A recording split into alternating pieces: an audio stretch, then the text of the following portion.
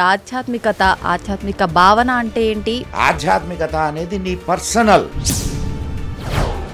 నువ్వు నీ ప్రాక్టీస్ మీద ఎప్పుడైతే నీ మీద నీకు నమ్మకం ఏర్పడుతో భగవంతుడు కూడా నీకు తోడు నిలబడతాడు. భక్తి అంటే ఏంటి సార్? భక్తి ఒకటి కాదు, 9 రకాల భక్తులు ఉన్నాయి. ఓకే. నువ్వు ఏ మార్గాన్ని తీసుకున్నా ఎక్కడైనా పుట్టు, కానీ మోక్షం చేరాలి అంటే మాత్రం భారతదేశంలోనే పుట్టాలంటాడు. ఎందుకో తెలుసా?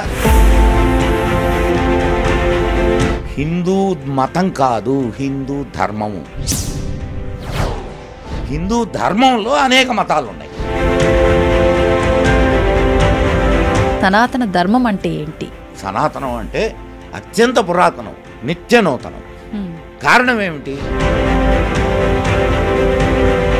ఎప్పటికప్పుడు తనలో ఉండే మాలిన్యాలని తొలగించుకుంటూ, ఇది సనాతన ధర్మం యొక్క గొప్పతనం. కాబట్టే ప్రపంచంలో ఉన్నటువంటి అన్ని మతాలు నశించిపోయినా భారతీయ ధర్మం ఇంకా నిలిచి ఉంది. 2014లో మోడీ గారిని రాకుండా ఉండుంటే భారతదేశం ముక్కలై ఉండేది. మోడీ రావడం వలన ఆధ్యాత్మికతకు సైన్స్ కి సంబంధం ఉందా? ఆధ్యాత్మికత నువ్వు ఆనందంగా ఉండడానికి పనికొస్తుంది. ఓకే. నీ కంఫర్ట్ ఇస్తుంది సైన్స్. విద్య లేని అవిద్య, అవిద్య లేని విద్య రెండు ప్రమాదకారులే. ఐ విల్ టెల్ యూ ఎట్లా అని. ఈరోజు సైన్స్ అంటే ఏందనంటే వ్యాపారం. ఆధ్యాత్మికత అనేది కూడా ఇప్పుడు యూరప్ దేశాల్లో ఒక్కసారి చికెన్ పాక్స్ వస్తే మొత్తం ఊళ్ళు లేచిపోయాయి. అంత ప్రమాదకరమైందా సార్? అవునమ్మా. ఇక్కడ ఎందుకు చనిపోవడం లేదు? జర్మనీ వాడు మొట్టమొదటి బాంబుని కనుక్కున్నది మన వేదాస్ నుంచి, రేడియోను కనుక్కున్నది మార్కోని, కానీ దాన్ని ఫస్ట్ రిజిస్టర్ చేసింది. Hi, hello, welcome to I dream. నేను ఒక మంచి స్పెషల్ ఇంటర్వ్యూతో మీ ముందుకైతే వచ్చేసాను. ఒక మంచి స్పెషల్ గెస్ట్తో స్పెషల్ ఇంటర్వ్యూ అనే చెప్పాలి. మన ఆధ్యాత్మిక మార్గంలో నడవాలన్నా, మనం సనాతన ధర్మం ఏం చెప్పింది ఆ మార్గంలో నడవాలన్నా కూడా దానిపైన మనకు మంచి అవగాహన ఉండాలి. అలాంటి అవగాహన ఉండాలి అంటే ఈ జనరేషన్ వాళ్ళకు అది కొంచెం కష్టసాధ్యమే, కష్టంతో కూడుకున్న పనే. అటువంటి అవగాహన ఉన్న ఒక మంచి పర్సన్ అయితే ప్రజెంట్ నా ముందున్నారు. దానిపైన మంచి అవగాహన, మన భారతీయ సంస్కృతి గురించి అయితే ఏంటి, దేవాలయాల గురించి, వాటి కట్టడాల గురించి అయితే ఏంటి, అసలు సార్కి తెలియని విషయం అనేదే లేదు. ఎంతో మంచి నాలెడ్జ్ అయితే సార్ దగ్గర ఉంది. అదంతా కూడా ఇప్పుడు మనం మాట్లాడి కొద్దో గొప్ప ఇప్పుడు సార్ నుంచి తెలుసుకునే ప్రయత్నం అయితే చేద్దాము. వారెవరో కదండి, మీ అందరికీ ఎంతో సుపరిచితులు, మదన్ గుప్తా గారు. ఇప్పుడు సార్తో మాట్లాడేద్దాం. నమస్కారం సార్. నమస్తే అమ్మా. చాలా విశేషణాలు వాడేశారు. తక్కువే సార్, ఇంకా మీ గురించి ఎంత చెప్పినా. చూడు, ఈ ప్రపంచంలో ఎవడు సర్వజ్ఞుడు ఉండడు. బైబిల్లో చెప్తాడు, ఈ ప్రపంచంలో సర్వజ్ఞుడు అనేవాడు నా తండ్రి ఒక్కడే అని. అంటే ఎంత తెలుసుకున్నా ఇంకా మిగిలే ఉంటుంది. కాబట్టి ఆయనకు చాలా తెలుసు. చాలా తెలుసు అంటే చాలా తెలియదు అని కూడా. ఓకే. మీ వరకు తెలియకపోయినా మీ నుంచి మేము నేర్చుకోవాల్సింది చాలా ఉంది కాబట్టి మాకు తెలియని విషయాలు మీకు తెలుసు కదా సార్. సో నిరంతర ఎప్పుడు కూడా మనిషి నిరంతరంగా తను నేర్చుకుంటూనే పోతుండాలమ్మా. అప్పుడే చాలా అద్భుతమైనటువంటి విజ్ఞానాన్ని సంపాదించుకోగలం, అద్భుతమైన జీవనాన్ని జీవించగలం. అవును సార్. సార్, టాపిక్లోకి వెళ్తే ఆధ్యాత్మిక మార్గం, ప్రతి ఒక్కరూ కూడా ధర్మ మార్గంలో నడవాలి. నిజంగా ధర్మ మార్గంలో నడిస్తేనే మనం అనుకున్న పనులు చేరుకోగలుగుతాము, లక్ష్యాన్ని చేరుకోగలుగుతాము, భగవంతుడి దగ్గరికి వెళ్ళగలుగుతాము, మోక్షం పొందగలుగుతామని ప్రతి ఒక్కరు చెప్తున్నారు. నిజంగా అసలు ఏంటి సార్ ఆధ్యాత్మికత, ఆధ్యాత్మిక భావన అంటే ఏంటి, భక్తి భావన అంటుంటారు, రెండిటికి మధ్య వ్యత్యాసం ఏంటి సార్ అసలు? ఆధ్యాత్మికత అంటే యువర్ పర్సనల్, యువర్ ఇన్నర్, అది ఆత్మిక. అంటే నీ ఇన్నర్, అది నీకు ఒక మంచి ఇది చెప్తాను నేను. ఓకే. కబీర్ దాస్ దోహా చెప్పి దీనికి మంచి ఇది ఇద్దాం. Okay sir. కబీర్ దాస్ దగ్గరికి ఒక ఆయన వెళ్ళి, మీరు దేవుణ్ణి చూశారు కదా, ఎట్లుంటాడు అని అడిగారు.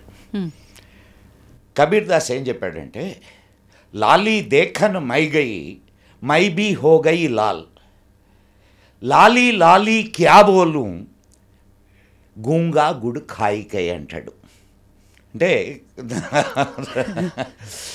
లాలీ లాలీ అంటే వెలుగు, వెలుగు అంటే భగవంతుడు. ఆ భగవంతుడిని చూడడానికి నేను వెళ్ళా, నేను కూడా భగవంతుడిగా మారిపోయా, నేను కూడా వెలుగుగా మారిపోయా. ఓకే. ఆ వెలుగు ఎట్లుంటుంది, ఆ భగవంతుడు ఎట్లుంటాడు అనేది చెప్పమంటే, గూంగా గుడు ఖాయికై, మూగవాడు బెల్లం తింటే ఏం చెప్తాడు? ఏం చెప్పగలడా? ఏమమ్మా మగవాడికి బెల్లం పెట్టి రుచి ఎట్లా ఉందిరా అంటే ఏం చెప్తాడు? చెప్పలేడు. అంతే. సో ఆధ్యాత్మికత అనేది తను స్వయంగా అనుభవించి తెలుసుకోవాల్సిందే తప్ప ఇట్ ఈస్ ఇన్ఎక్స్ప్లికబుల్. దాన్ని నువ్వు ఎక్స్ప్రెస్ చేయలేవు. ఆనందం, ఇంత ఆనందం అంత ఆనందం, దానికి ఏమైనా పారామీటర్స్ ఉన్నాయా? అస్సలు లేవు. సో అది నువ్వు అనుభవించాల్సిందే. ఇది ఆధ్యాత్మికత. ఆధ్యాత్మికత అనేది నీ పర్సనల్. నువ్వు నీ ప్రాక్టీస్ మీద, నీ అనుభవం మీద అండ్ నీ గురువుల మార్గదర్శనం మీద ఆధారపడి ఉండేదే తప్ప అది ఇంకొకటికి అంటే ఇంకొకటికి చెప్తే తెలిసేది కాదు. ఇంకొకటికి చెప్పినందువల్ల ఇదే నిజం అనుకోవడానికి లేదు. It is your personal. So నీకు ఇంకొక చిన్న ఇది చెప్తాను, అంటే దీనికే సంబంధించింది. స్వామి రామ పేరు ఎప్పుడైనా విన్నారా? ఏం లేదు. స్వామి రామ, స్వామి రామ అని మన పివి నరసింహారావు గారికి కూడా చాలా సన్నిహితుడు ఆయన. ఆయన చిన్నప్పుడే ఆయన తల్లిదండ్రులు చనిపోతే ఆయన్ని వాళ్ళ కులగురువు ఒక సాధువు హిమాలయాల్లో ఉండే ఆయన తీసుకెళ్ళి చాక్కున్నాడు ఆయన్ని, స్వామి రామాని. ఆయన అనేక సాధనలు చేశాడు.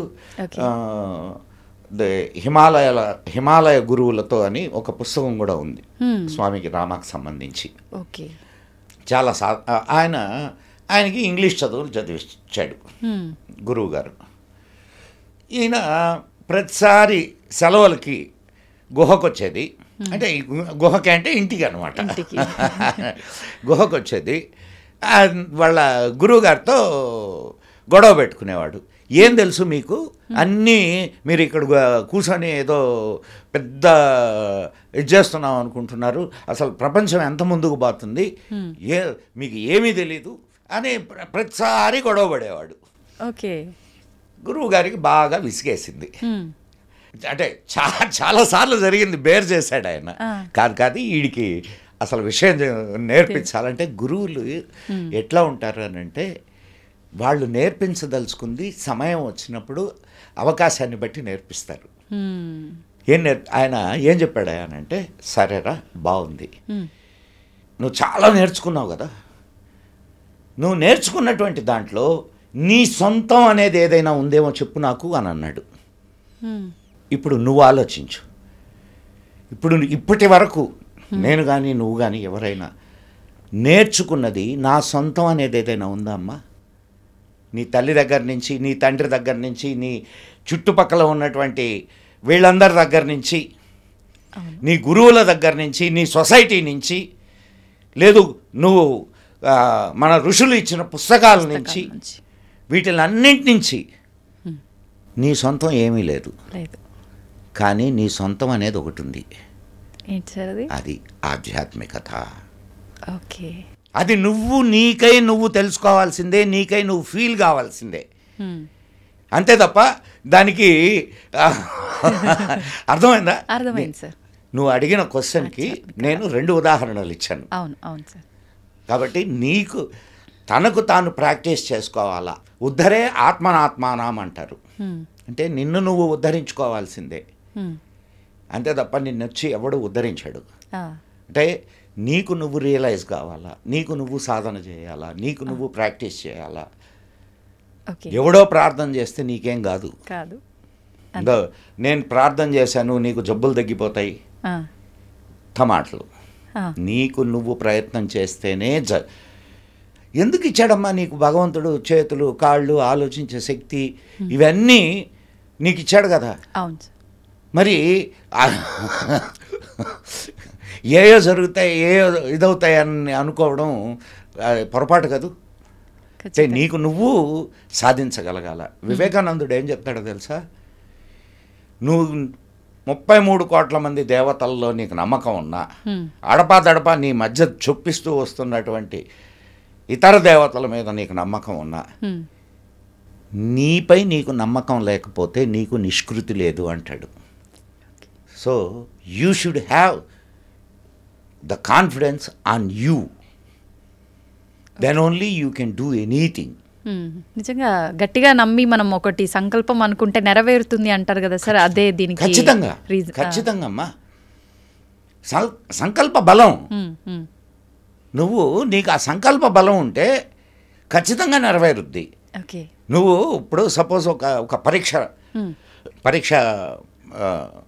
నేను ఈ పరీక్ష ఎట్లయినా సరే సాధించాలా, నీ సంకల్ప బలం మీదనే నీ సాధన ఉంటుంది. నీ సాధనను అనుసరించే నీకు రిజల్ట్స్ కూడా ఉంటాయి. కరెక్టే సార్. సంకల్ప బలం లేకపోతే నీవు దేన్ని సాధించలేవు. అవును.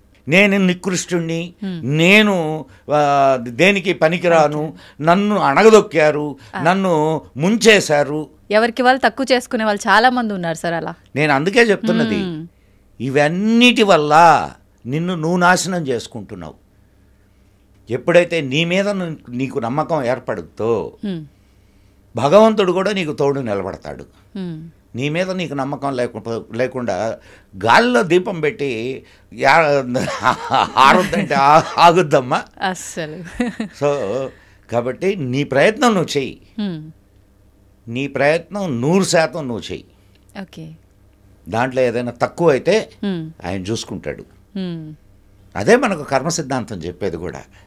Do your duty, don't expect anything, the fruits will be given by the God ultimate. Sir మరి భక్తి అంటే ఏంటి సార్? ఇవన్నీ కూడా భక్తి. మనకు నవవిధ భక్తులు ఉన్నాయి. భక్తి ఒకటి కాదు, 9 రకాల భక్తులు ఉన్నాయి.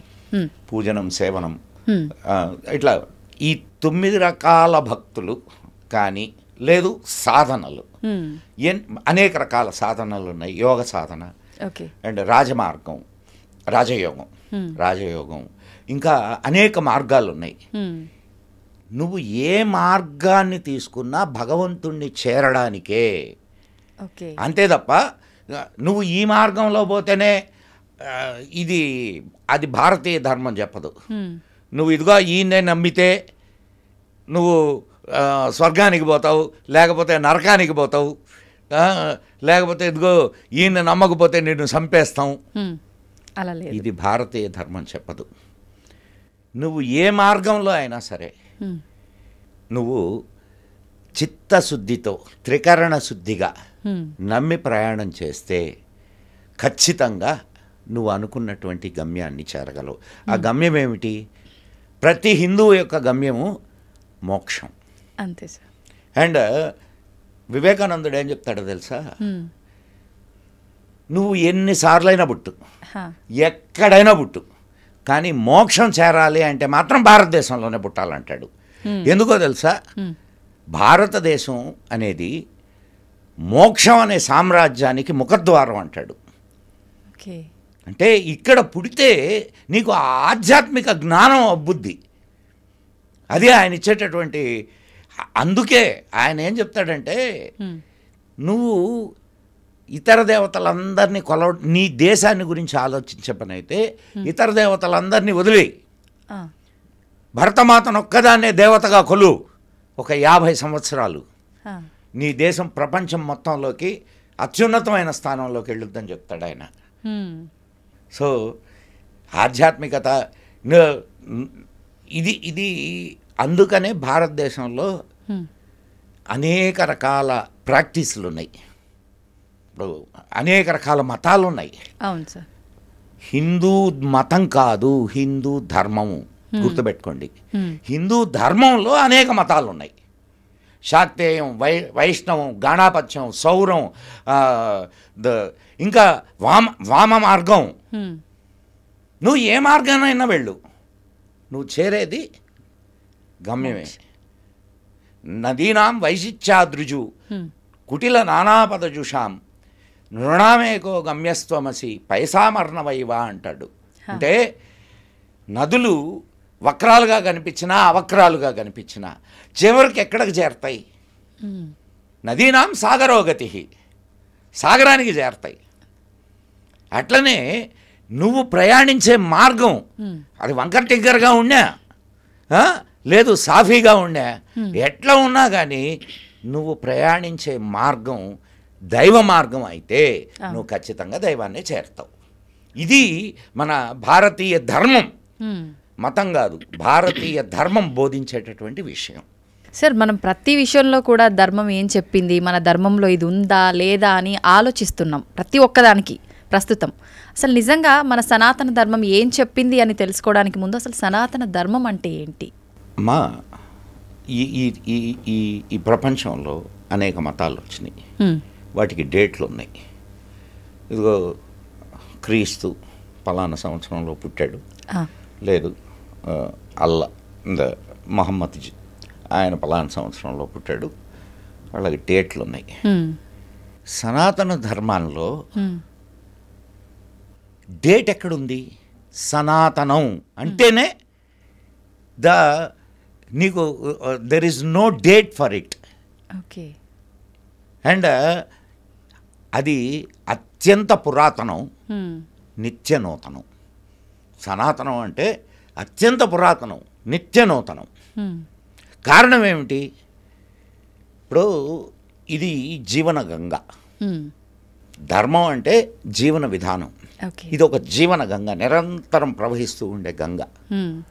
ఈ గంగలో మురికి నీళ్ళు వచ్చి చేరుతుంటాయి, అంటే చెడు సాంప్రదాయాలు వస్తుంటాయి, చెడ్డవాళ్ళు ఉంటారు, అనేక రకాలైనటువంటి మురికి చేరుతూ ఉంటుంది. కానీ ఈ ధర్మం యొక్క ప్రత్యేకత ఏమిటంటే ఎప్పటికప్పుడు తనలో ఉండే మాలిన్యాలని తొలగించుకుంటూ నిత్య నూతనంగా ముందుకు వెళుతూ ఉంటుంది.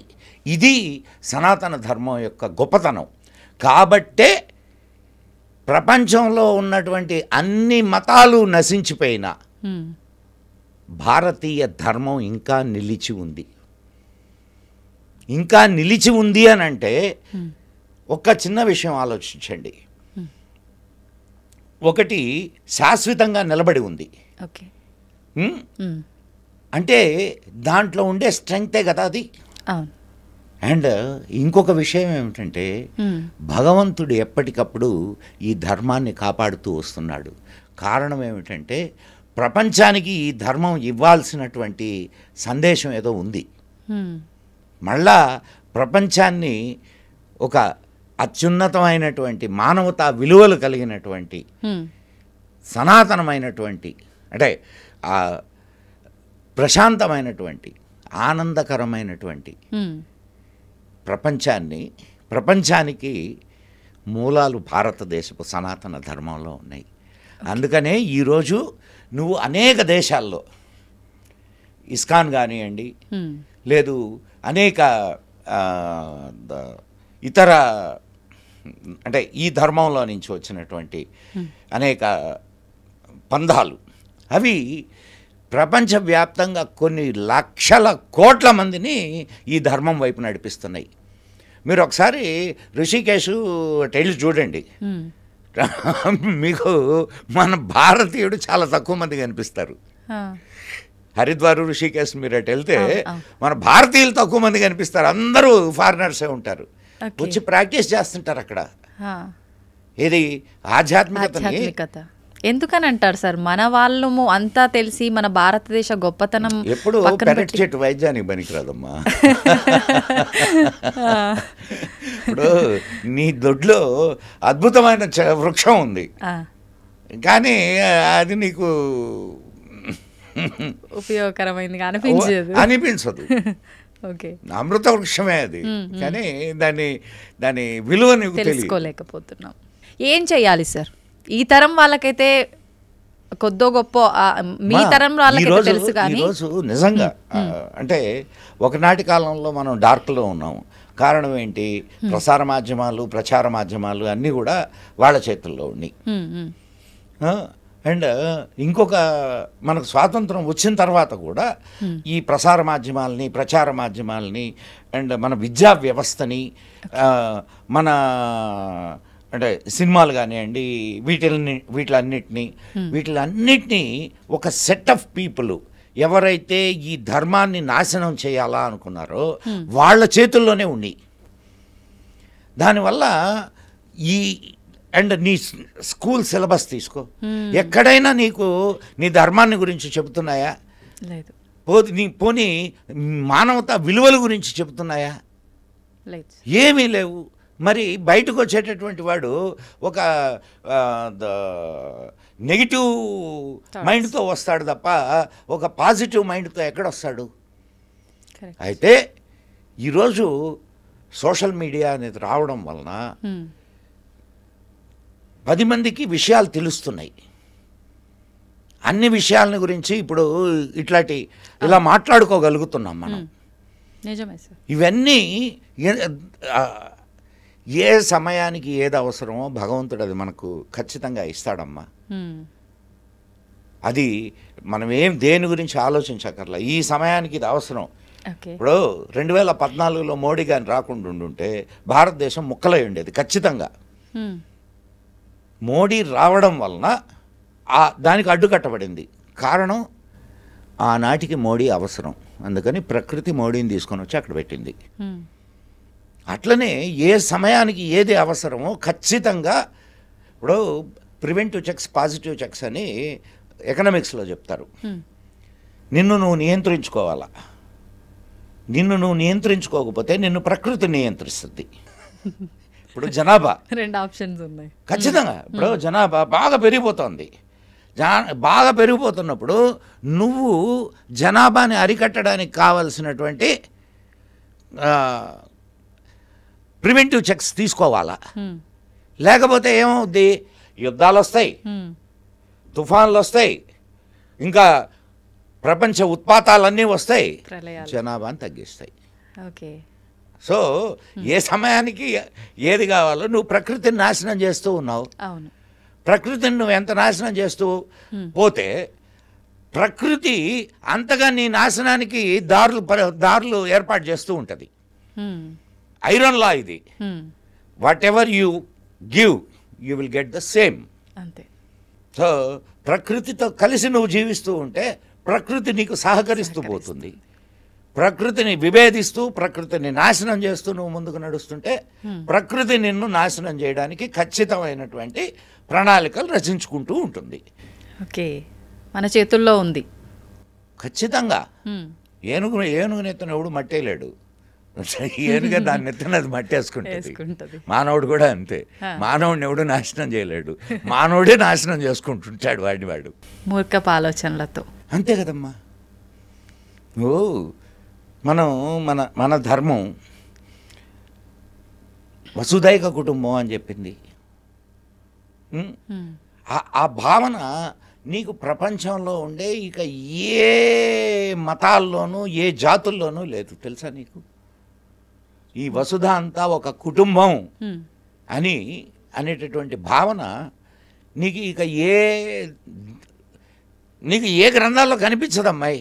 అంత విశాలమైన భావన అది ఈ ఒక్క ధర్మంలోనే కనిపిస్తుంది. ఎంత గొప్పదో చూడండి మరి. డన్. ఓకే సార్, సైన్స్, మనం ఆధ్యాత్మికత గురించి మాట్లాడుకుంటున్నాం. ఆధ్యాత్మికతకు సైన్స్కి సంబంధం ఉందా? Science is what? Technology. Technology సైన్సా? సైన్స్ అంటే ఎవరైనా దాన్ని అర్థం చేసుకోగలరు, దాన్ని ఉపయోగించుకోగలరు. ఈ ప్రపంచంలో లేనిదా సైన్స్? ప్రపంచంలో ఉన్నదే. నీ లోపల ఉన్నది కూడా ప్రపంచమే, తెలుసా నీకు? బయట ఎంత ప్రపంచం ఉందో నీ లోపల అంత ప్రపంచం ఉంది. ఓకే. సో బయట ఉన్న ప్రపంచంలో ఉన్న సైన్స్ నీ లోపల ఉన్న ప్రపంచంలో లేదనుకోబాక. మనలో కూడా ఉంది అయితే. ఎలా సార్? దాన్నే ఇన్నర్ ఇంజనీరింగ్ అంటారు. Okay. External science and inner science. External science మనకు వేదం చెప్తుంది, విద్యాంచ అవిద్యాంచ యస్తద్వేద ఉభయం సహా విద్యయా అమృతమస్నుతే అవిద్యయా మృత్యుంతేర్ధ్వ. దీని అర్థం ఏంటంటే విద్య అవిద్య రెండు కావాలి మనిషికి. విద్య అంటే ఆధ్యాత్మిక విద్య, it is your inner science, okay, inner engineering. అవిద్య అంటే ఎక్స్టర్నల్ సైన్స్. ఇప్పుడు నువ్వు హాయిగా కంఫర్టబుల్గా కూర్చున్నావు అండ్ మాట్లాడుతున్నావు, these are all external signs. ఈ రెండు కావాలా అని చెప్పుద్ది. ఇది ఆధ్యాత్మికత కావాలా అండ్ ఎక్స్టర్నల్ సైన్స్ కావాలా. ఆధ్యాత్మికత నువ్వు ఆనందంగా ఉండడానికి పనికొస్తుంది. ఓకే. నువ్వు నీ కంఫర్ట్ని ఇస్తుంది సైన్స్, ఎక్స్టర్నల్. సో ఇప్పుడు కుర్చీలో కూర్చున్నావు, ఇది నీ కంఫర్ట్గా ఉంది లేదు అని చెప్పేది ఏది? నీ ఇన్నర్. అంతే కదా. సో ఇన్నరు ఎక్స్టర్నల్ వేరు కాదు. అండ్ ఈ విద్య లేని అవిద్య లేని విద్య రెండు ప్రమాదకారులే. ఐ విల్ టెల్ యూ ఎట్లా అనేది. సపోజ్ నీకు ఆధ్యాత్మికత లేని ఒక ఇన్వెన్షన్ చేసావు, లైక్ ఆటం బాంబ్. దానివల్ల దాని వెనక ఆధ్యాత్మికత ఏముంది? Yes, it is science, but దాని వెనక ఆధ్యాత్మికత ఏముంది? It is giving destruction. పిచ్చివాడి చేతిలో రాయే అది. పాకిస్తాన్ వాడు ఉసికమంటే చెప్తున్నాడు కదా, నా దగ్గర పావు కేజీ కూడా అణుబాంబులు ఉన్నాయని. సో భయాన్ని కలిగించేది సైన్స్. సైన్సా? Question mark. And external science scientific approach, scientific thinking లేని ఇన్నర్ సైన్స్, అది కూడా మూర్ఖత్వమే. ఇప్పుడు మూఢాచారాలు, అనేకమైన మూఢాచారాలు ఉన్నాయి. ఈ మూఢాచారాలు నువ్వు దీన్ని ఎట్లా ఆధ్యాత్మికత అని చెప్తావు? సో నీకు ఇన్నర్ సైన్స్ కావాలి, ఎక్స్టర్నల్ సైన్స్ కావాలి. సో సైన్స్ అనేది అయితే ఈరోజు సైన్స్ కూడా పరిస్థితి ఏందా అని అంటే అది స్వార్థపరుల చేతుల్లోకి వెళ్ళిపోయింది. మన వాళ్ళు, నేను అప్పుడప్పుడు కొంతమంది మిత్రులు అడుగుతుంటారు, అసలు మనకు అప్పుడు విద్య ఎక్కడ చెప్పారని. ఇప్పుడు మాత్రం ఎక్కడ చెప్తున్నారు? నీకు డబ్బులుంటే విద్య. అవునా కాదమ్మా? కరెక్టే సార్. అండ్ అప్పుడు నీకు జ్ఞానాన్ని అందించలేదు అని అంటున్నారు. ఇప్పుడు నీకు ఆటం బాంబు ఎట్ట తయారు చేస్తారో తెలుసా? ఎందుకు తెలీదు? నేర్చుకోలేదు కదా సార్. ఎందుకు మరి? నువ్వు నేర్చుకోక, ఆనాడు కూడా నువ్వు నేర్చుకోక అది నీకు అందలా. ఆనాడు కూడా నేర్చుకోవాలనుకున్న వాళ్ళకి అందింది. కరెక్టే సార్. అవును. సో కాబట్టి దాంట్లో సైన్స్ చెడ్డది కాదు, సైన్స్ని చెడ్డగా మనం ఉపయోగించుకునే విధానం కరెక్ట్గా లేదు. ఒక కత్తిని తయారు చేస్తే గొంతులు కోయొచ్చు, కూరగాయలు దొరుక్కోవచ్చు. కరెక్టే సార్. సో అది నీ విఘ్నత మీద ఆధారపడి ఉంటుంది. అండ్ దానికి నీ సైన్స్కి ఆధ్యాత్మికతను జోడిస్తే అద్భుతమైన మానవ కళ్యాణం జరుగుద్ది.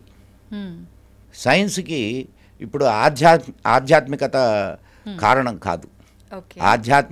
సైన్స్ అని అంటే, ఈరోజు సైన్స్ అంటే ఏందనంటే వ్యాపారం, సైన్స్ అంటే ఆర్థికాభివృద్ధి, సైన్స్ అంటే డబ్బు, సైన్స్ అంటే స్వార్థం. ఈనాటి సైన్స్లో పరమార్థం ఎక్కడుందమ్మా? పరమార్థం లేని సైన్స్ పిచ్చివాడి చేతిలో రాయి. ఎవరి స్వార్థానికి వాళ్ళు ఉపయోగించుకుంటున్నారు. ఖచ్చితంగా అమ్మా. సో కాబట్టి సైన్స్ని మనం అది నీ జీవనంలో ఒక భాగం. సైన్స్ అని అంటే నువ్వు ఏదో పెద్ద ఇన్వెన్షన్ చేస్తేనే సైన్స్ అనుకోబాక. నువ్వు ఇంట్లో పొయ్యి వెలిగించి దాని మీద నీళ్లు పెట్టి దాంట్లో కొన్ని బియ్యం వేసి వండేది కూడా సైన్సే. అన్నం ఉడికిన తర్వాత తింటున్నావు కదా, is it not science? Science అంటే నువ్వు పెద్ద నిర్వచనాలు ఇచ్చుకొని నీకు పనికి వచ్చే ప్రతిదీ నువ్వు ఇన్వెంట్ చేసావు నీ ఉపయోగం కోసం. అదంతా సైన్సే. దాంట్లో సైన్స్ లేదని బాక. అన్నం వండడంలో సైన్స్ లేదనుకోకు. ఉంది సార్. మీరు చెప్తుంటే నిజంగానే ఉపయోగించుకోవాల్సిన పద్ధతిలో ఉపయోగించుకోలేకపోవటం వల్లే చాలా రకాల అనర్థాలు కూడా జరిగాయి. స్వార్థానికి ఎంతో మంది ఖచ్చితంగా ఖచ్చితంగా. లేకపోతే ఇవన్నీ ఎందుకుంటాయమ్మా? అవును. ఇంత ఇప్పుడు దారుణాలు జరుగుతున్నాయి. ఈ దారుణాలన్నీ ఎందుకుంటాయి? మానసికమైనటువంటి పరిపక్వత లేకపోవడం, ఆధ్యాత్మిక ఆలోచనలు లేకపోవడం. ఆధ్యాత్మికత అనేది కూడా ఇప్పుడు కమర్షియల్ అయిపోయింది. సో చూస్తున్నాం అన్ని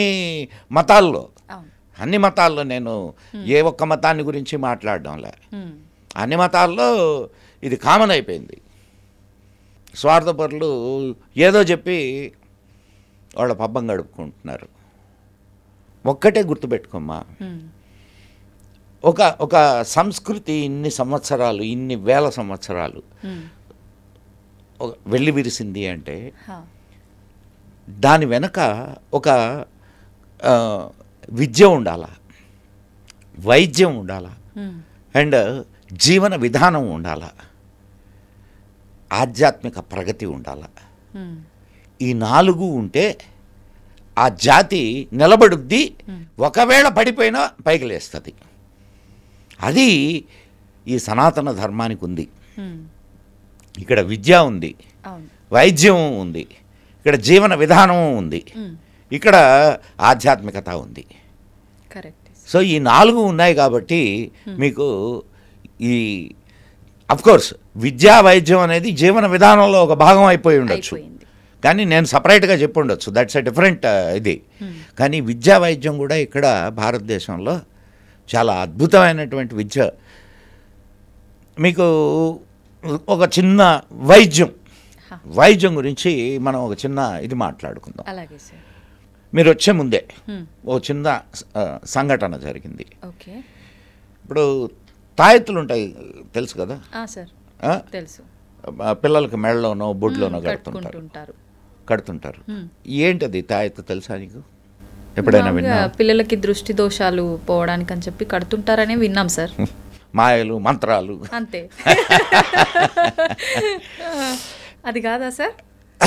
చెప్తానమ్మా.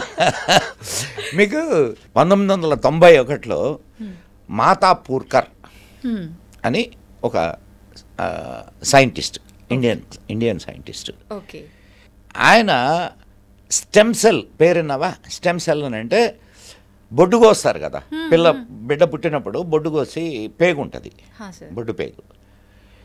నీకు తెలుసో తెలియదు, ఆ బొడ్డు పేగుని ఇంట్లో పసుపు గుడ్డలో చుట్టి దాచిపెట్టేవాళ్ళు. తర్వాత అది బాగా ఎండిన తర్వాత దాన్ని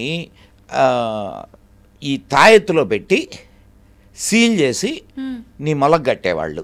అలా ఇప్పుడు ఎవరు కడుతున్నారు సార్? మరి ఇప్పుడు ఎవరు కడుతున్నారు అనేది కట్టేవాళ్ళు. అండ్ ఈ మన డెలివరీ టైంలో దాన్ని తాంబూలంలో పెట్టి వాళ్ళకి ఇస్తారు. ఏంటి అసలు ఇది?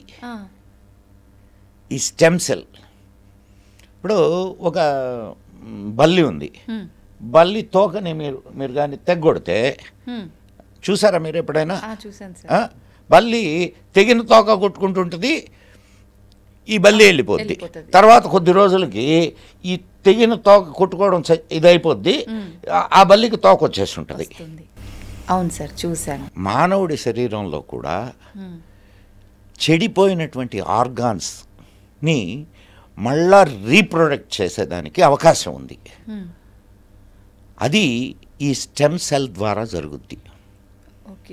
మాతాపూర్కర్ 1991లో ఈ విషయాన్ని గురించి ఒక మెడికల్ జర్నల్లో వ్యాసం రాశాడు. తర్వాత 1998లో ఆయన తన పూర్తి రీసెర్చ్ని సబ్మిట్ చేసి దాని మీద పేటెంట్ పొందాడు. ఈరోజు ప్రపంచవ్యాప్తంగా స్టెమ్ సెల్ బ్యాంక్స్ తయారైనవి. తెలుసా? విన్నావా ఎప్పుడైనా? అసలు వినలా. ఈ బొడ్డు పేగుని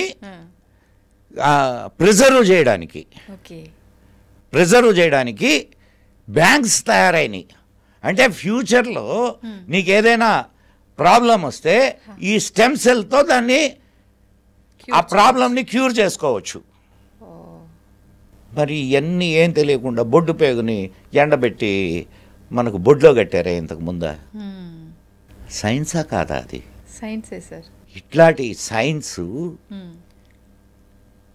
బోలెడు ఉన్నాయి మన భారతదేశంలో. మీకు ఇంకొక సంఘటన చెప్తాను నేను, మన దీనికి సంబంధించింది.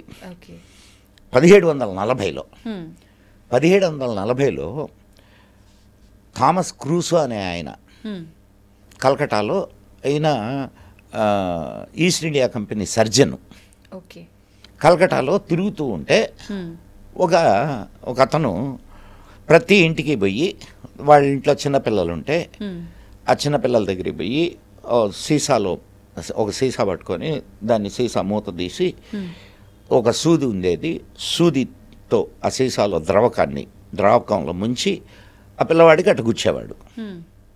ఇదేంటిది, ఏం చేస్తున్నాడు ఇతను?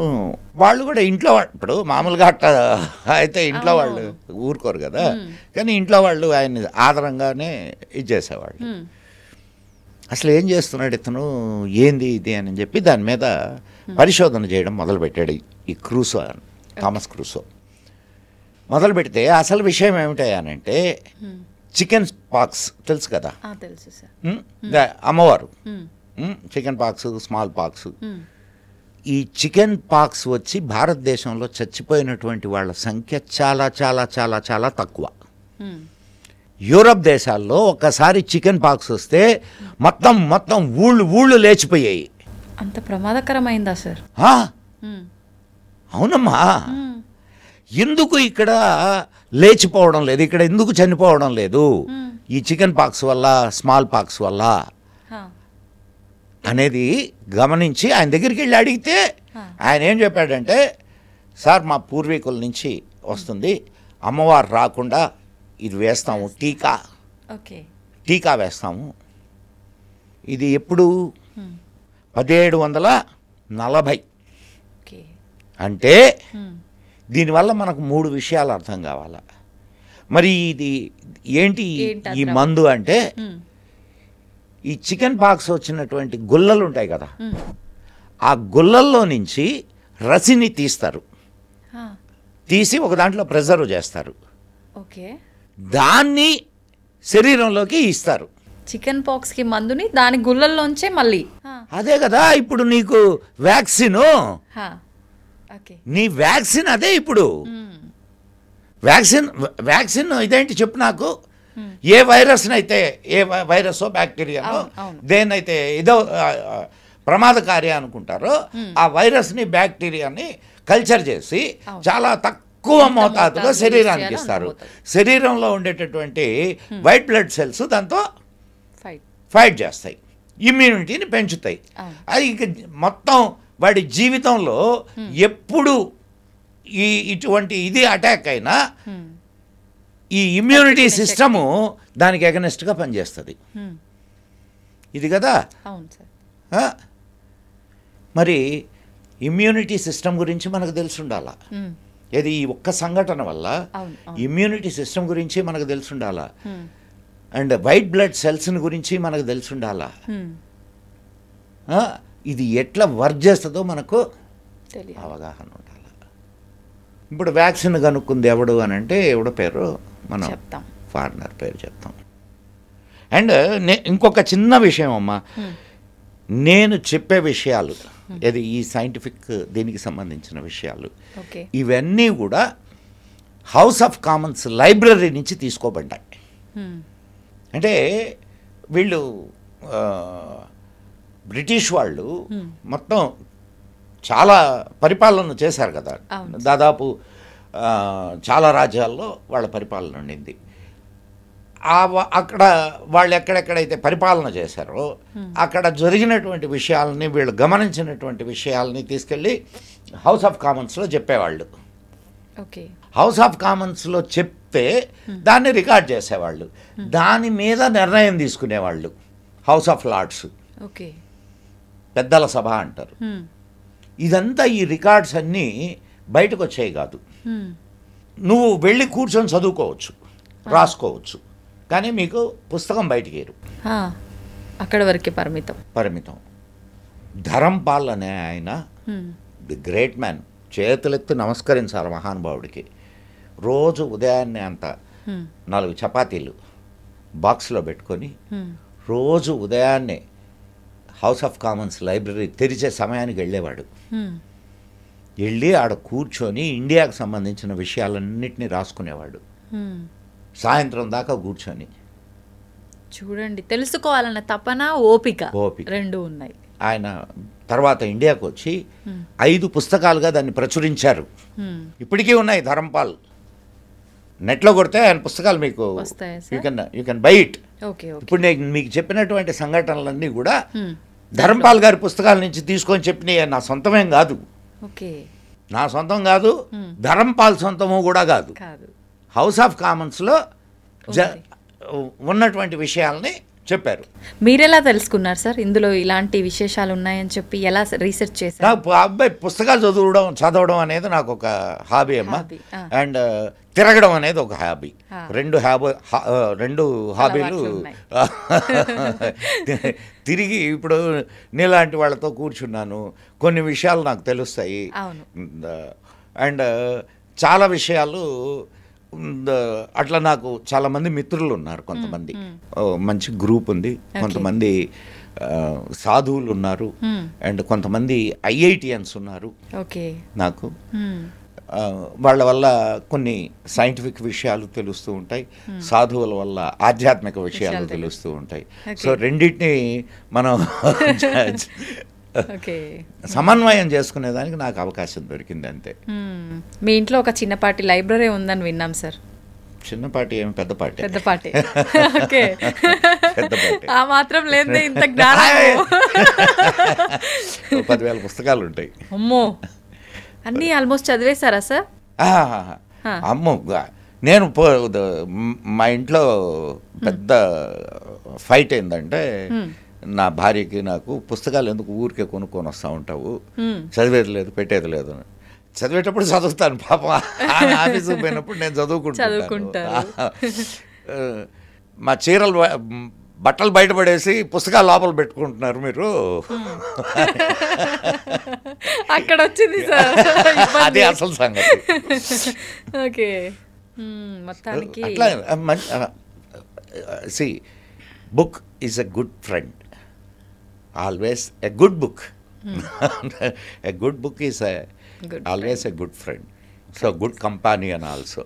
నేను ఎక్కడికైనా వెళ్ళినప్పుడు నా దగ్గర నా ట్యాబ్ ఉంటుంది, దాంట్లో దాదాపు 3,600 పుస్తకాలు ఉన్నాయి. సో ప్రయాణంలో హాయిగా చదువుకుంటుంటాను. మంచి టైం పాస్. జర్నీ చేసిన అలసట తెలీదు, ఎంతో తెలుసుకునే తెలియని విషయాలు తెలుసుకోవచ్చు. ఎప్పుడు ఇదంతా ఇన్ఫర్మేషనేనమ్మా, ఇదంతా ఇన్ఫర్మేషనే. ఎప్పుడు నాలెడ్జ్గా మారుద్దంటే ఇన్ఫర్మేషన్ని నువ్వు అప్లై చేసినప్పుడు నాలెడ్జ్గా మారుద్ది. సో మన మన మన ఇండియన్స్కి సంబంధించినంత వరకు అసలు ఎంత నాలెడ్జ్ ఉంది అనేది యు కాంట్ ఈవెన్ ఇమాజిన్. అయితే అవన్నీ ఆనాటి గ్రంథాల్లో ఉన్నాయి, ఇది సంస్కృత గ్రంథాల్లో ఉన్నాయి. మన బడ్డుబడుద్దాయిలకి సంస్కృతం పొట్టబడిస్తే సంస్కృతం రాదు. జర్మనీ వాళ్ళు సంస్కృతం కాలేజీలు పెట్టి సంస్కృతం నేర్పిస్తున్నారు. అమెరికాలో సంస్కృతం కాలేజీస్ ఉన్నాయి, వేద రీసెర్చ్ సెంటర్స్ ఉన్నాయి. జర్మనీ వాడు మొట్టమొదటి బాంబుని కనుక్కున్నది మన వేదాస్ నుంచి. మనకు ఒక్క విషయం అమ్మా, ఒక చిన్న విషయం చెప్తాను నేనమ్మా. సార్, అమెరికా మన వాళ్ళు చాలా ఎగతాళిగా మాట్లాడుతుంటారు. ఏది గోమూత్రం తాగేవాళ్ళు అని. అదేదో చాలా అసహ్యమైన విషయం. అన్నట్టు గోమూత్రం మీద అమెరికా 6 పేటెంట్లు చేసింది. ఏది భారతీయ గోమూత్రం మీద. బాస్ ఇండికాస్ అంటారు దాన్ని, బాస్ ఇండికా. మన వాళ్ళు 3 పేటెంట్లు చేశారు. ఏది నాగపూర్ రీసెర్చ్ సెంటర్ ఉంది, 3 పేటెంట్లు చేశారు గోమూత్రం మీద. అండ్ జర్మనీ భారతీయ విశేషాల మీద, భారతీయ అంటే వస్తువుల మీద, అంటే అనేక పుస్తకాల్లో కొన్ని వస్తువులు ఉంటాయి కదా, ఆ వస్తువుల మీద ఎన్ని పేటెంట్లు చేసింది తెలుసా? 3600 పేటెంట్లు చేసింది. అట్లనే ఇంగ్లాండ్ 6000 పేటెంట్లు చేసింది. అమెరికా 7400 పేటెంట్లు చేసింది. ఎటు చూసినా మనకన్నా వాళ్ళే ఎక్కువగా మన వస్తువుల మీద. ఇప్పుడు వేప, మొన్న ఈ మధ్యనే పసుపు మీద ఇది వస్తే దాన్ని మన వాళ్ళు తీసుకున్నారు. వేప, ఇట్లా కానుగ, ఇట్లాంటి వస్తువుల మీద 7400 పేటెంట్లు. మరి ఏమీ లేదు, సైన్స్ లేదు, ఏమీ లేదు. ఏమీ లేకపోతే మన వస్తువుల మీద వాళ్ళు ఎందుకు పేటెంట్లు చేస్తారమ్మా? నిజమే సార్, ఆలోచించాల్సిన విషయమే. ఆలోచించాల్సిన విషయం కాదు, రీసెర్చ్ చేయాల్సిన విషయం. చెయ్యాలా? అవును అవును. ఎన్ని అటువంటి విశేషాలు ఎన్ని ఉన్నాయి తెలుసా మన దీంట్లో. మనం వాటి గురించి పట్టించుకో. మనం పైగా ఎవరైనా ఏదైనా ఉంది అని చెప్తే వాడి మీద ఇంత బురద జల్లుతూ పోతాం. ఇది తప్పకుండా చేస్తాడు. చేతైంది అదే కదా, దాంట్లో ముందుంటారు. చేతైంది అదే కదా. అంతే. ఎందుకమ్మా నీకు ఇంకొక చిన్న విషయం చెప్తాను. బ్రహ్మగుప్తుడు తెలుసు కదా, ఇది మన మ్యాథమెటిషియన్ అండ్ మ్యాథమెటిషియన్. ఆయన భూమి సర్కంబరెన్స్ని 5000 యోజనాలుగా చెప్పాడు. భూమి సర్కంబరెన్స్ని 5000 యోజనాలుగా చెప్పాడు. యోజనము అంటే 2 లెక్కలు ఉన్నాయి. 12 కిలోమీటర్లు, 8 కిలోమీటర్లు. 8 కిలోమీటర్లు ఒక దాన్ని యోజనం అంటారు. 12 కిలోమీటర్లు ఒకదాన్ని 11.8 కిలోమీటర్లు ఒక యోజనం అంటారు. 8 కిలోమీటర్ల యోజనాన్ని గురించి ఈయన బ్రహ్మగుప్తుడు మాట్లాడాడు. సో 8 ఇంటూ 5000 ఎంత? 40,000. 40,000. భూమి సర్కంబరెన్స్ 40,000 కిలోమీటర్లు.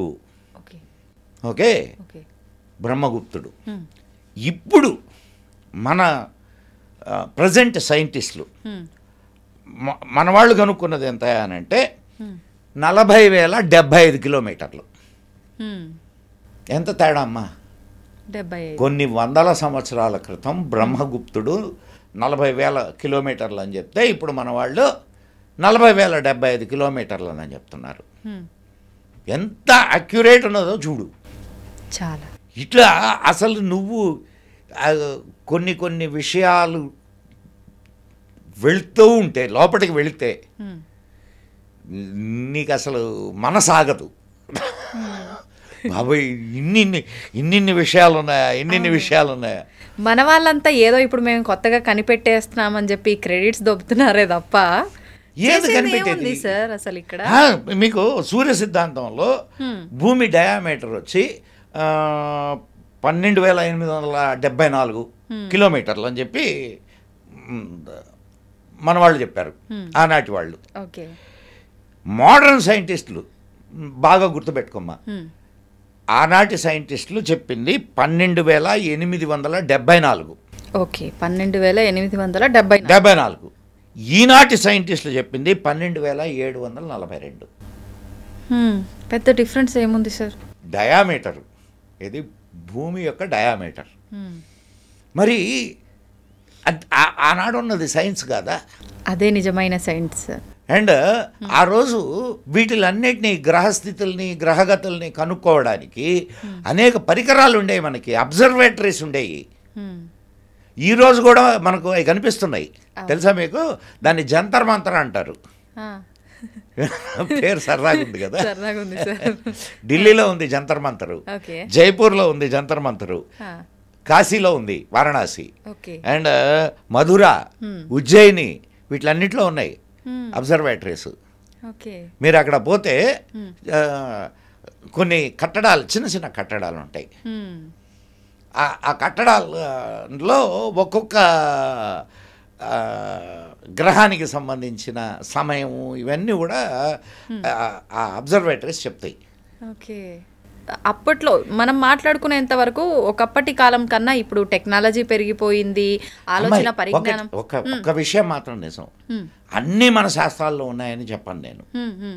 లేని కూడా ఉన్నాయా సార్? ఉంటాయి ఉంటాయి, ఎందుకు ఉండవమ్మా? ఇప్పుడు అన్నీ మనకు తెలుసు అనుకోవడము తప్పే, అయితే ఏమీ తెలియదు అనుకోవడము తప్పే. అన్నీ మన శాస్త్రాల్లో ఉన్నాయని అనుకోకూడదు, అయితే ఏమీ లేవని కూడా అనుకోకూడదు. మన దాంట్లో ఉన్నాయి, మనం అధ్యయనం చేయాలా, తెలుసుకోవాలా. అమ్మాయి సరే, నువ్వు అమెరికాకి నువ్వు ఎప్పుడైనా ఏదైనా విదేశాలకు వెళ్ళావా? లేదు కదా, వెళ్ళు.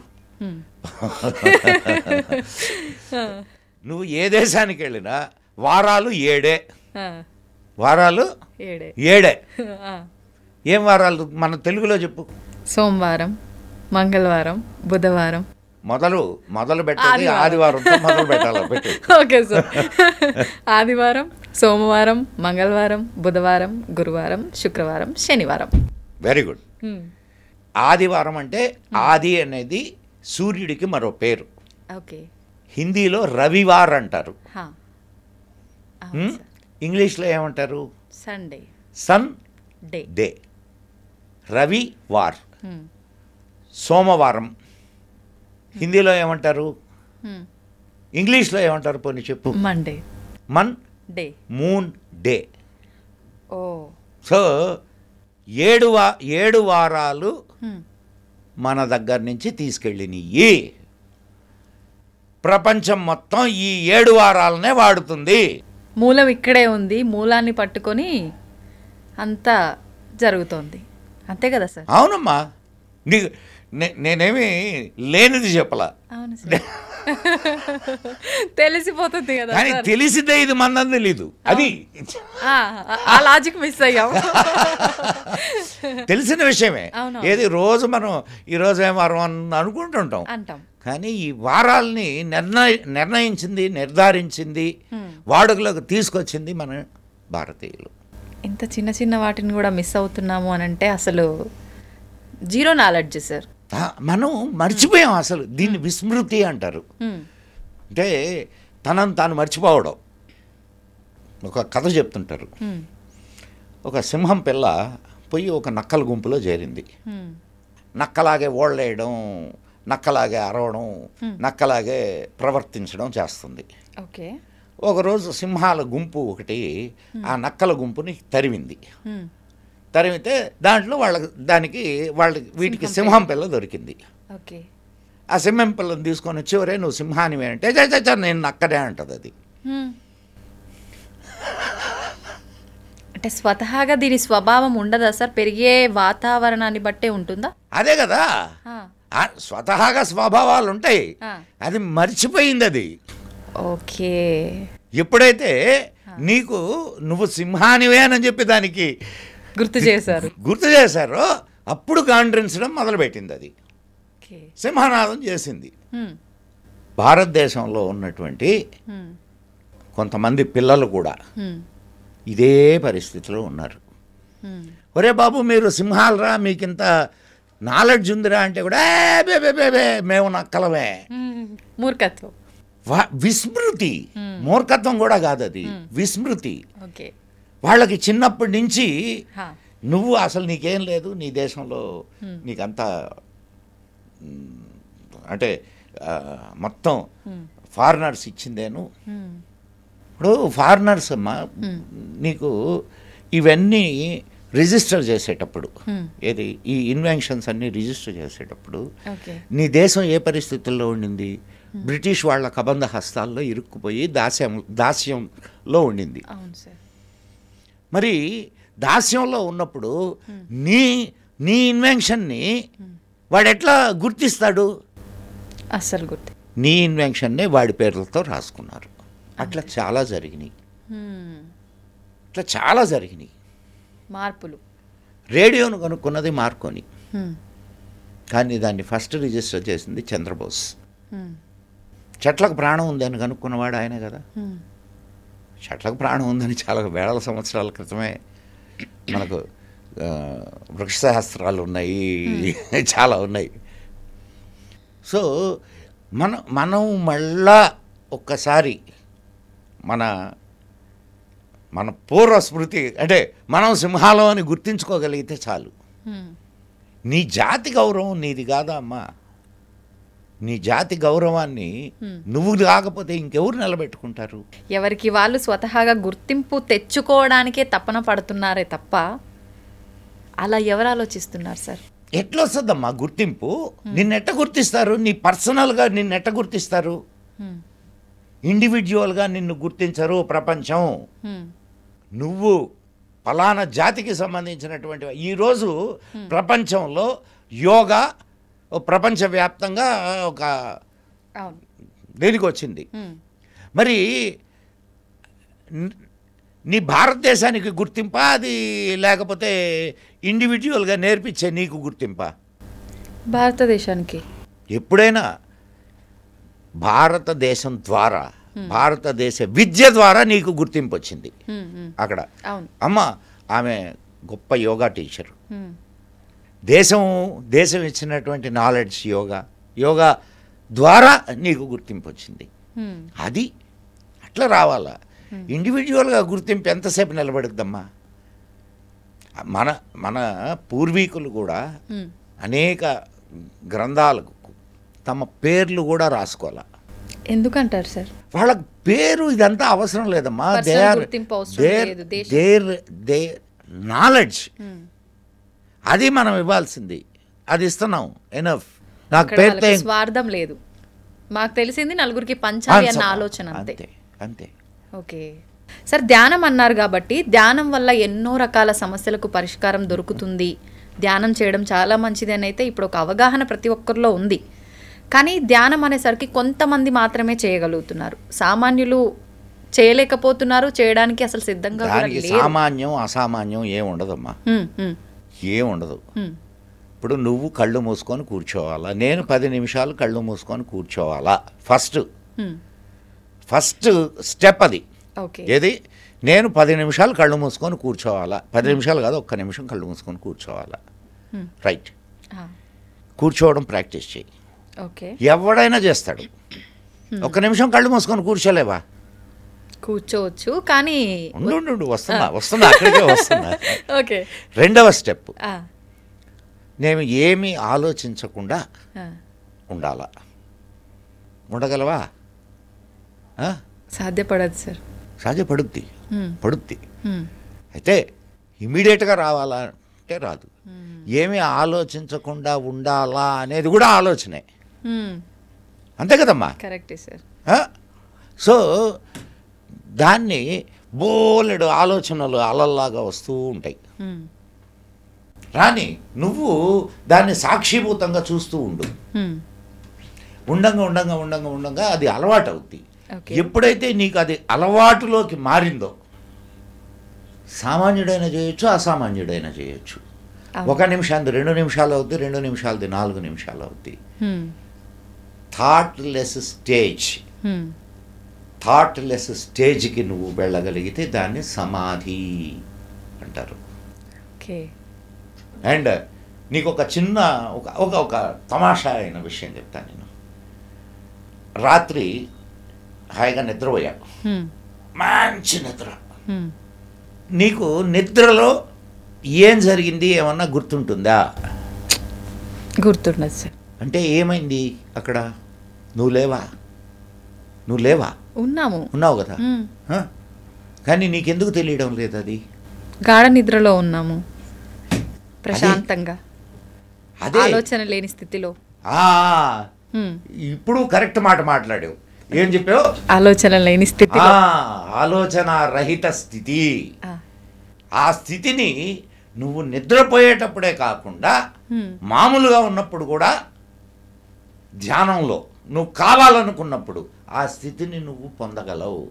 ఓకే, అది సరే. దీనివల్ల ఏంది ప్రయోజనం? నీ రెండో ప్రశ్న కదా అది. ఏది? ధ్యానం చేయడం. ఏంటి ప్రయోజనం?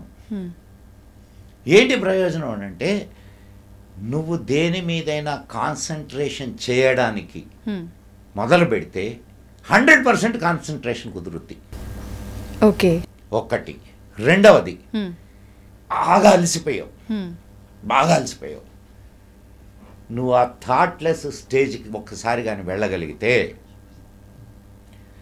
నీ బాడీ మళ్ళీ ఫ్రీ అయిపోద్ది. రాత్రి బాగా అలిసిపోయి పడుకున్నావు, ఉదయానికి ఫ్రెష్ అవుతున్నావు. ఎట్లా అవుతున్నావు? Because of that thoughtless stage.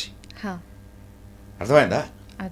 ఆ థాట్లెస్ స్టేజ్లో నువ్వు ఎంతసేపు ఉంటే నీ బాడీలో అంత ఎనర్జీ డెవలప్ అవుద్ది. Okay, this is yoga. ఆలోచనలను అదుపు చేసే శక్తి మనకు అలవాటు పడుతుంది కాబట్టి, నీకు ఎప్పుడైతే ఆలోచనల్ని అదుపు చేసే శక్తి ఏర్పడుద్దో నువ్వు ఏ ఆలోచనైనా కంట్రోల్ చేయొచ్చుగా. సో నీ ఎమోషన్స్ని కంట్రోల్ చేయొచ్చుగా. అవును సార్. నీ అడ్మినిస్ట్రేషన్లో ఎంత అద్భుతమైన ఫలితాలని తీసుకురాగలవు నువ్వు.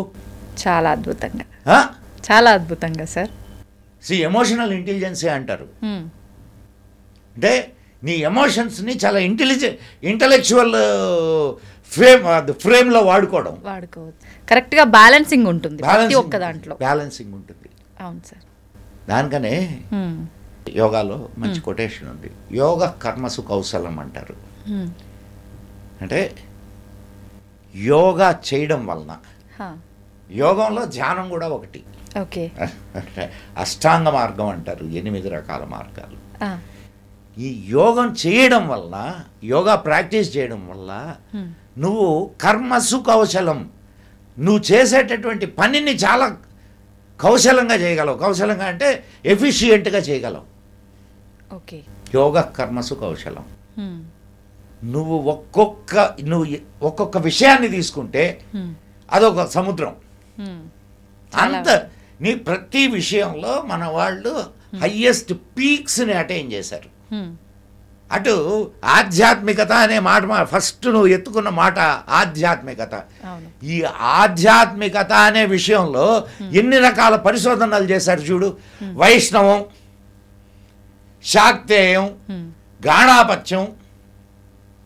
అంటే నీకు వాటి పేర్లు కనిపిస్తున్నాయి, నాకు దాని ఫినామినాస్ కనిపిస్తున్నాయి. విష్ణువు దేనికి ప్రతీక? పోషకుడు. అవునా? జగత్ పోషకుడు ఆయన. అంటే పోషణ అనే శక్తిని నువ్వు ఆరాధిస్తున్నావు. దాని ద్వారా నువ్వు మోక్ష సాధనకి వెళ్తున్నావు. ఓకే. అండ్ శివ, శం కరోతి ఇది శివ. అంటే నీకు మేలు చేసేటటువంటి వాడు శివుడు అని, మేలు కలిగించేవాడు. సరే, ఎట్లా అనేది దానికి మళ్ళా చాలా పెద్ద. ఇప్పుడు శివుడు దేనికి ప్రతీక? డిస్ట్రక్షన్. అవునా? సో నువ్వు ఆ వైపు, అంటే ప్రవృత్తి మార్గం, నివృత్తి మార్గం. ఓకే. ఇప్పుడు మనము ఈ సంసారంలోనే ఉండి అన్నీ చేస్తున్నాం, అండ్ ఇంక్లూడింగ్ మన సాధన. దిస్ ఈజ్ ప్రవృత్తి మార్గ. ఓకే. నివృత్తి మార్గ, అన్నీ వదిలేయి, పో హిమాలయాల్లో కూర్చో, లేకపోతే ఎక్కడో కూర్చో, సంసారాన్ని వదిలేయి, సమాజాన్ని వదిలేయి, స్వీయ మోక్షం కోసం ప్రయత్నం చేయి. సన్యాసి నివృత్తి మార్గం. సో నివృత్తి మార్గంలో వెళ్ళినా నీకు మోక్షమే, ప్రవృత్తి మార్గంలో వెళ్ళినా మోక్షమే. నువ్వు అనేక శక్తులు ఉన్నాయి. నీకు ఇప్పుడు మాతృశక్తి, అమ్మను ఆరాధిస్తున్నావు, తల్లిని. మాతృశక్తి ద్వారా నువ్వు మోక్షాన్ని పొందడానికి ప్రయత్నం చేస్తున్నావు. ఓకే. సో ఒక్కొక్క ఫినామినా ఇది, ఒక్కొక్క ఫినామినా ద్వారా నువ్వు అనేక రకాలైనటువంటి మార్గాల్ని ప్రతి మార్గంలో మన వాళ్ళు ప్రయాణం చేసి వాళ్ళ పీక్స్ని అటైన్ చేశారు. ఇది వాళ్ళు అనుకున్నటువంటి. ఇంకొక విషయం అమ్మా, నీకు ఇవన్నీ సబ్జెక్టులు ఇవన్నీ తెలీదు నీకు, కానీ నువ్వు సాధన చేసావు, మోక్షాన్ని పొందావు. అర్థమైందా? అర్థమైంది. సో నీకు ఇవన్నీ తెలియాల్సిన అవసరం కూడా లేదు. లేదు. నీ goal, your goal already you have reached your goal, that's all. గోల్ని సెట్ చేసుకున్నాము, దానికి తగ్గ ప్రయత్నం చేశాము, సరిపోతుంది. అంతేనా? గోల్ని రీచ్ అయ్యావు అంతే.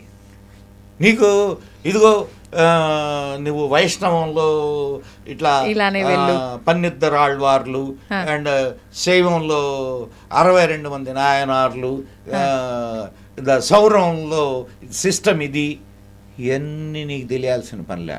సాధన చేసావు, మోక్షాన్ని పొందావు. ఓకే.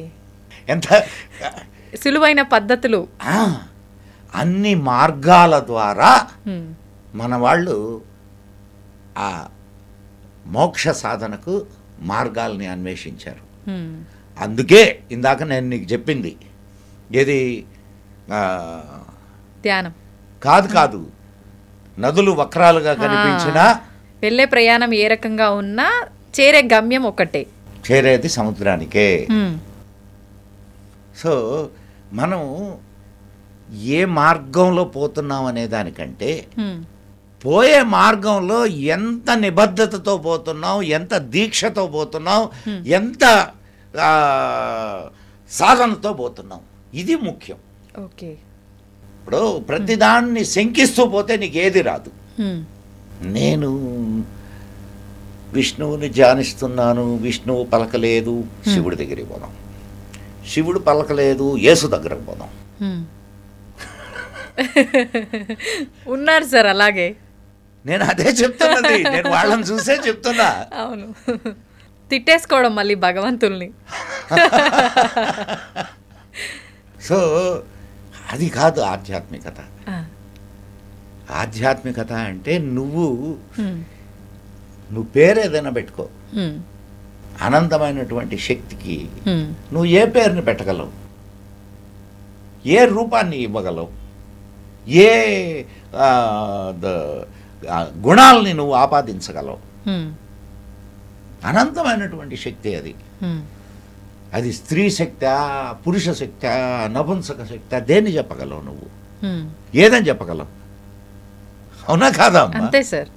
సో దానికి నీ ఇష్టం వచ్చిన పేరు పెట్టుకో, నీ ఇష్టం వచ్చిన రూపమే, నీ ఇష్టం వచ్చినట్టు దాన్ని కొలువు, కానీ నిబద్ధతతో కొలువు. అది ముఖ్యం.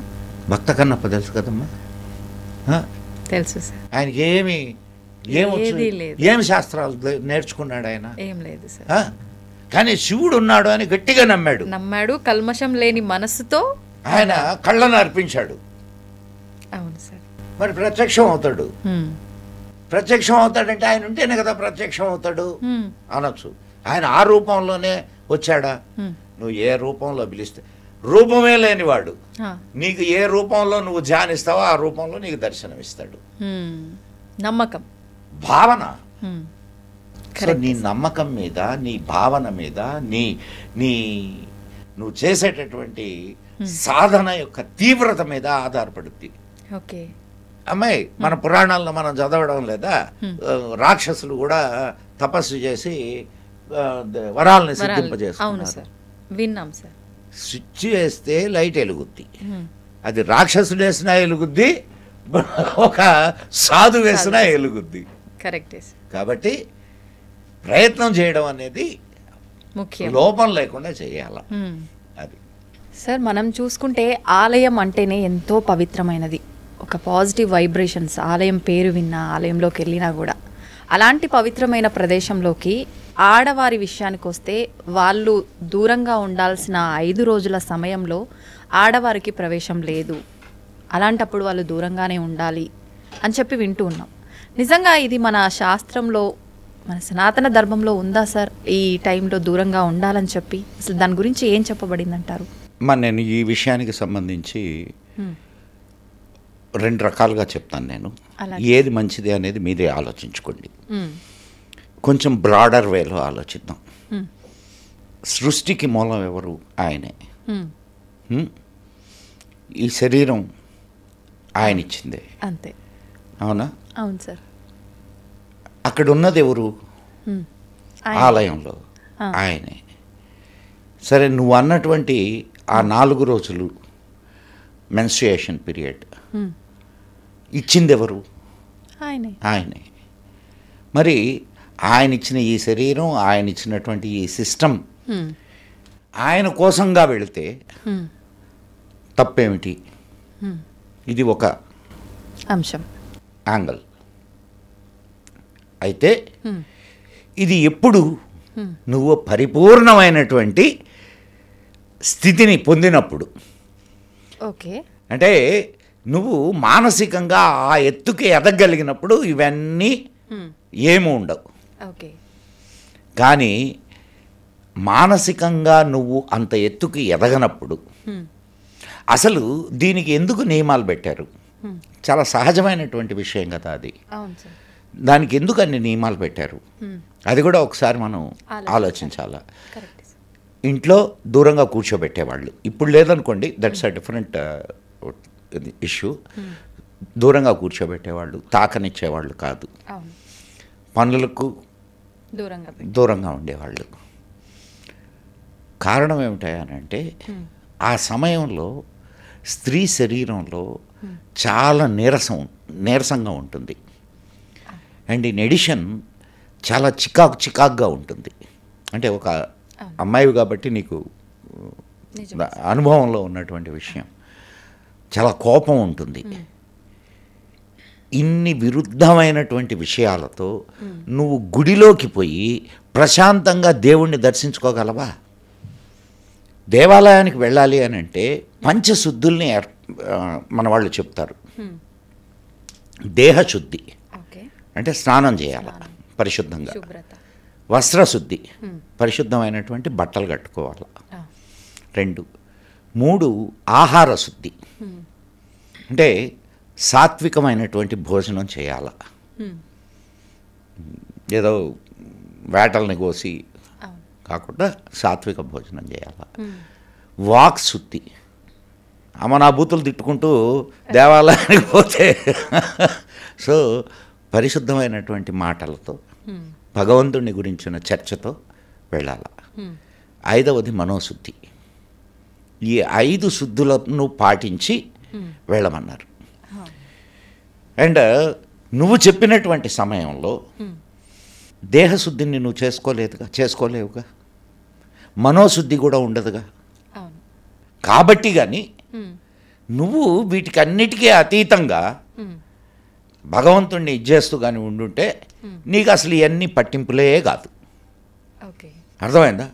అండ్ ఇంకొకటి, మెన్స్ట్రుయేషన్ పీరియడ్లో ఎక్కువగా సెక్సువల్ అర్జు ఉంటుంది.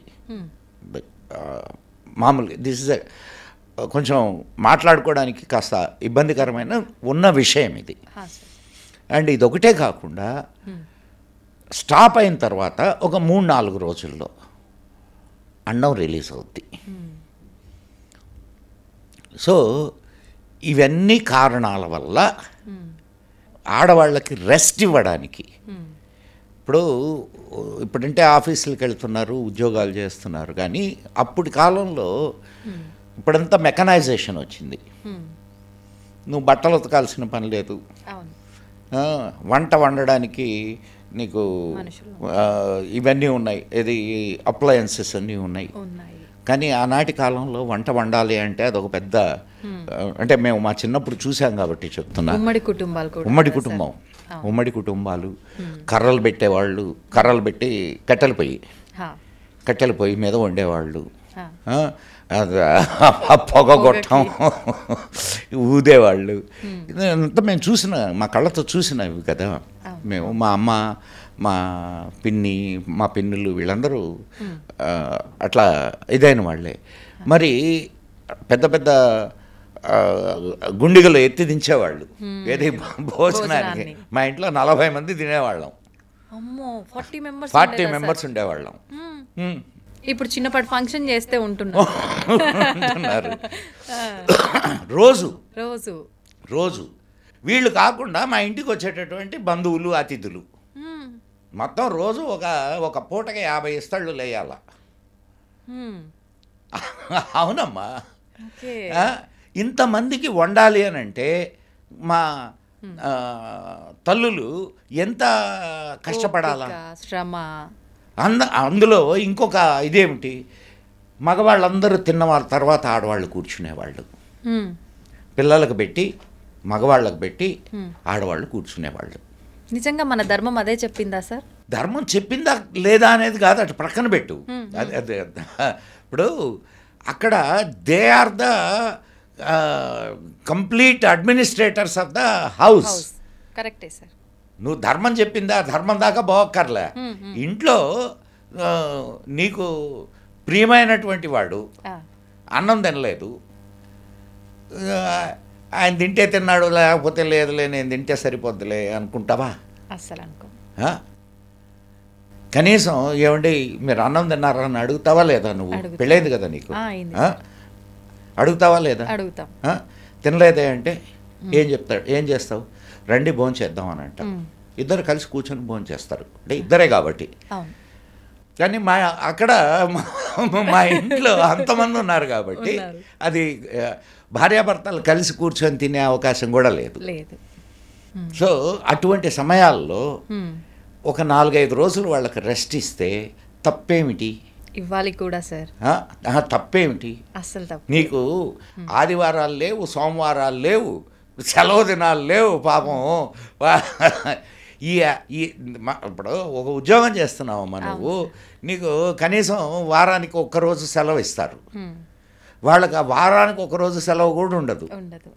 సో వాళ్ళని హాయిగా కొంత రెస్ట్ తీసుకునే అవకాశం దొరుకుతుంది. అండ్ బాడీ మళ్ళా రీగెయిన్ అవుతుంది, రీఛార్జ్ అవుతుంది. దాంట్లో తప్పేం లేదు. కాకపోతే ఇప్పుడు అటువంటి అవకాశాలు లేవు. That's a different issue.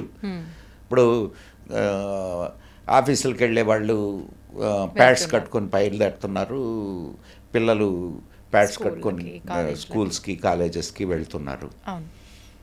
So నువ్వు అట్లని దాన్ని తప్పు అనకూడదు, అది నేను అంటుంది. ఆ ఆచారం తప్పు, ఆ ఆచారం కరెక్ట్ కాదు అని కాదు. ఆనాటికి అది కరెక్ట్, ఎస్, ఈనాటికి ఇది కరెక్ట్. ఆనాటి పరిస్థితులు, ఆనాటి అమ్మాయి మా ఇల్లు చిమ్మడానికి మా ఇంట్లో 4, మా అమ్మ 3 పిన్నులు, మా అత్త, మా 5 కుటుంబాలు. దాంట్లో మా ఇంట్లో 5 కుటుంబాలు, పెద్ద ఇల్లు. వాళ్ళే చిమ్ముకునేవాళ్ళు. ఉదయాన్నే అందరికీ వేనీళ్ళు కావాలా అంతమందికి, పెద్ద గుండిగలు పెట్టి నీళ్లు కాసేవాళ్ళు.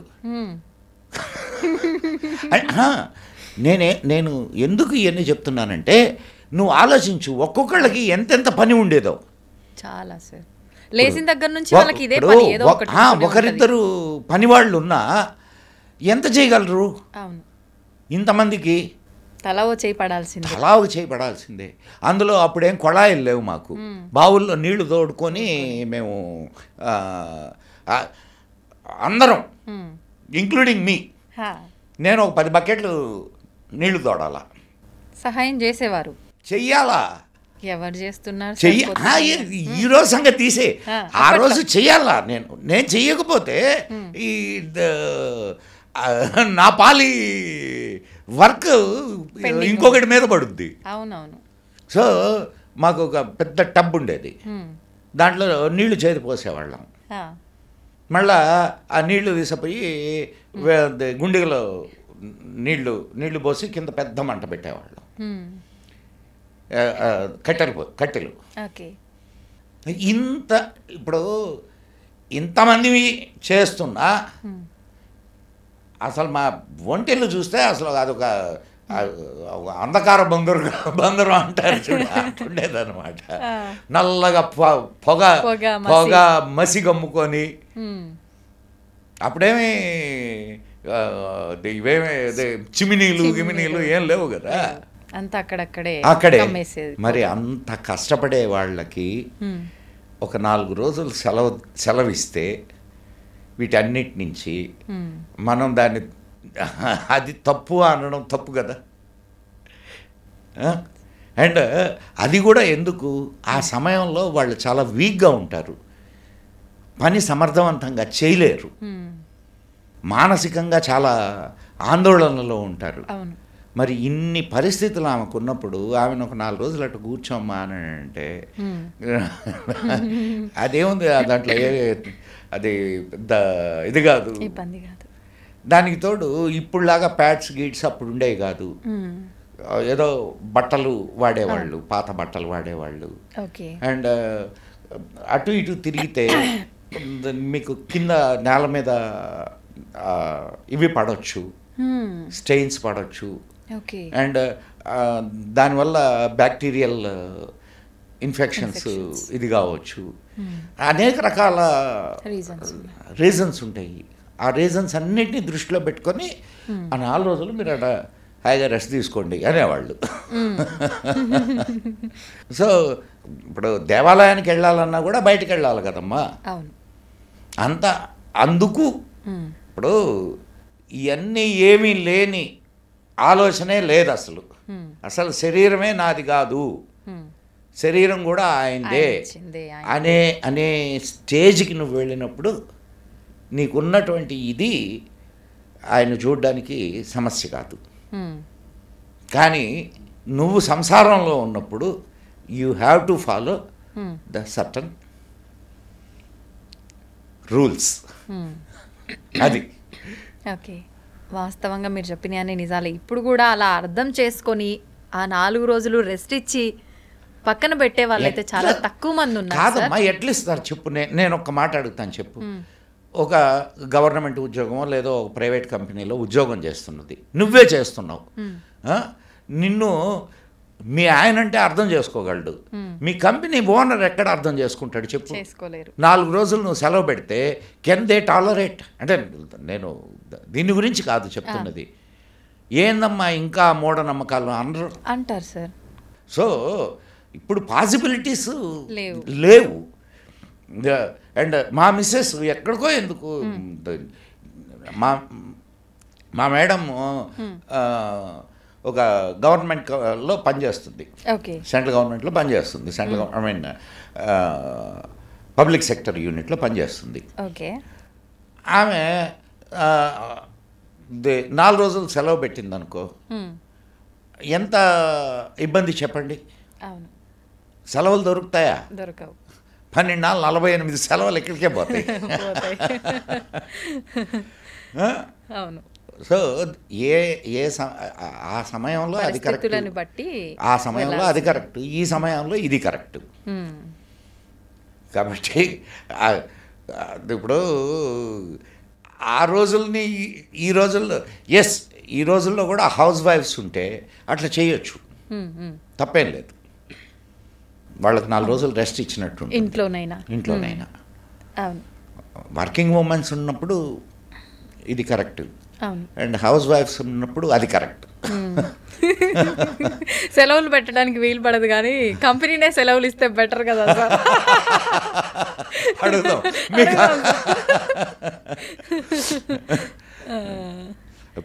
ఇప్పుడంటే వారానికి ఒక రోజు మీకు సెలవు వస్తుంది. ఒకనాటి కాలంలో నీకు ఆదివారం సెలవు ఉండేదేం కాదు, ఆదివారం కూడా వర్కింగ్ డేనే. ఒక్క అమావాస్య రోజు మాత్రమే సెలవు ఇచ్చేవాళ్ళు. అవును, అప్పుడు ఇంకా కష్టం సార్. ఆడవాళ్ళకి కాదు నేను చెప్తున్నది. అప్పుడు ఆడవాళ్ళు అసలు ఉద్యోగాలకు పోయేవాళ్ళు కాదు కదా, ఉద్యోగాలకు పోయేవాళ్ళు కాదు. మా అమ్మ టీచర్గా చేరడం అనేది అప్పట్లో అదొక పెద్ద వండర్ సార్, వండర్. నిజంగానే వింటుంటే నాకు అదే అనిపిస్తుంది. అప్పట్లో టీచర్. మా నాన్నగారు తెలుగు లెక్చరర్, అమ్మ హిందీ టీచరు. ఉపాధ్యాయుల కుటుంబం. ఉపాధ్యాయుల కుటుంబం. అందుకనే ఇప్పుడు గంట కొడితే కానీ మేము ఆగం. ఓకే. సో అది నేను అంత రెవల్యూషన్ అది మా ఇంట్లో. ఏది ఆడవాళ్ళు చదువుకోవడం అనేది మేము 4 పిల్లలం పుట్టిన తర్వాత. అదే మా అమ్మ టీచర్ జాబ్ వచ్చింది. ఏది పర్టికులర్ ఇదే రూల్ అని నువ్వు చెప్పడానికి లేదు. The rule is for your convenience, correct, but in a positive way, not negative way. నేను వాడిని చంపుతాను, వాడి డబ్బు దోచుకుంటాను, దిస్ ఈజ్ మై రూల్ అనేది కాదు. ఇట్లా మనం మాట్లాడుకుంటూ ఉంటే ఇంకా అనేక విషయాలు వస్తూ ఉంటాయి. సో ఇంకొకసారి మనం తప్పకుండా మంచి విషయాల గురించి మాట్లాడుకుందాం. సార్, నిజంగా మీ విలువైన సమయంలోంచి కొంత సమయాన్ని మాకు కేటాయించి కొన్ని మంచి విషయాలు మాకు తెలియపరిచినందుకు కృతజ్ఞతలు సార్. నమస్తే. నేను ఎవరో వేరే వాళ్ళకి తెలియపరచడం లేదమ్మా, నా బిడ్డలకి, నా జాతి వాళ్ళకి తెలియజేస్తున్నా. కాబట్టి ఇది కూడా నాకు కూడా సంతోషకరమైనటువంటి విషయమే. సంతోషం సార్. ఓం నమః శివాయ.